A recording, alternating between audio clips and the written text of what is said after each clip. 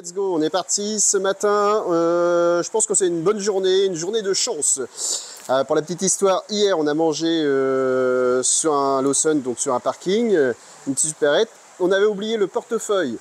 Le portefeuille, en fait, ce matin on y est retourné et on l'a retrouvé. Donc déjà, ça annonçait déjà une bonne journée. Ensuite, on arrive chez Sakazume. Je vais en exploration chez l'éleveur. Il est en train de décharger ses coils. Donc, du coup, en priorité et en primeur, nous avons des Shirotsuri. Il n'y a personne qui est passé avant nous. Donc, regardez, ils sont très beaux et pas chers. Ça, c'est intéressant. Ouais, c'est cool. Ça commence forcément très bien. Ouais. Et normalement, si on suit notre rythme, ça va être assez tendu aujourd'hui. La journée va être assez folle. Ouais. Si tout va bien, si on continue sur notre lancée, c'est bien.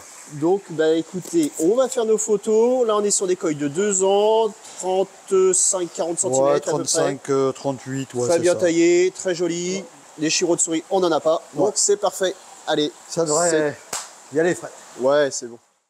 Là, on est arrivé chez Otsuka. On va demander à faire sortir des magnifiques Akamatsuba. Et on va voir si c'est pas un deuxième, non David? C'est ça? Dans la logique, ça serait un deuxième, tout à fait. Non. Voilà. Parce qu'ils sont vraiment beaux.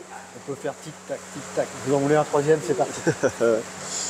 Donc vous voyez, en fait, il y a vraiment un Matsuba qu'on retrouve nulle part ailleurs. En termes d'éleveurs, c'est vrai qu'on en retrouve chez d'autres éleveurs, bien sûr. Mais à cette qualité-là et à cette couleur aussi foncée, il n'y a que lui. Et là, on est sur des coils qui font 70 cm au moins, je pense. Et c'est vraiment des pures beautés. C'est vrai que c'est un éleveur assez spécifique à Otsuka. On va retrouver des Kage Shiro, des Kage Kiyutsuri et diverses variétés. On a même des écailles noires un petit peu dessus. Des Asagi typiques de chez lui, reverse. Donc c'est assez sympa. Le plus difficile, c'est d'arriver à en trouver deux parce que c'est toujours assez complexe ce type de koi. On va chercher vraiment dans la perfection au niveau du maillage. Et ça, c'est vraiment assez compliqué en soi. Mais bon, on va arriver à trouver notre bonheur, ça je m'inquiète pas là-dessus.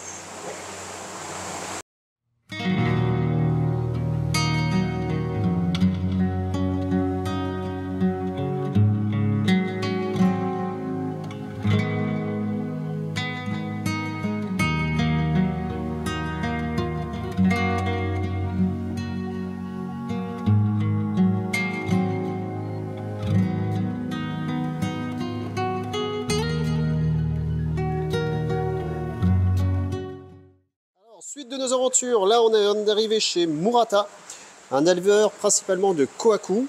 Et voici ce qu'on vous présente, des magnifiques Kohaku de 2 ans qui viennent rentrer de Ikeage. Et là, vous voyez comment c'est très beau, ça fait 45 cm au moins, c'est vachement bien taillé. Au niveau du sexe, je ne sais pas encore si c'est mâle ou femelle, il y a un petit peu les deux je pense, mais c'est vraiment sublime. Là, vous voyez, très joli pattern assez fleuri, comme j'aime. Là, on a Zoro avec son masque. Et après, on a d'autres styles de Kohaku, on a des Sandan. Non, pardon, on n'a pas de Sandan, c'était tout à l'heure, on en a pêché, mais ça ne convenait pas. Donc moi, je suis très content. On va aller voir après s'il y a un autre bien content aussi, parce que le Kohaku, c'est quand même de plus en plus difficile à trouver. Et puis là, on a changé un petit peu la façon, on a pris des patterns très originaux qui vont changer un petit peu du commun. Ouais. Et c'est très joli. Et comme j'ai un peu de demande aussi à répondre dans des patterns complètement un peu différents, je pense que ça doit aller. Alors là, on vient de faire notre première sélection chez Murata. On y a demandé s'il avait des tancho. Parce que là, les tailles sont vraiment intéressantes et puis ils sont vraiment magnifiques, les Kohaku. Donc là, il nous a dit de le suivre pour aller dans une autre serre. Donc, bêtement comme des moutons, on le suit. Voilà, on ne sait pas du tout où on va aller. Mais on espère trouver des très beaux tancho Kohaku.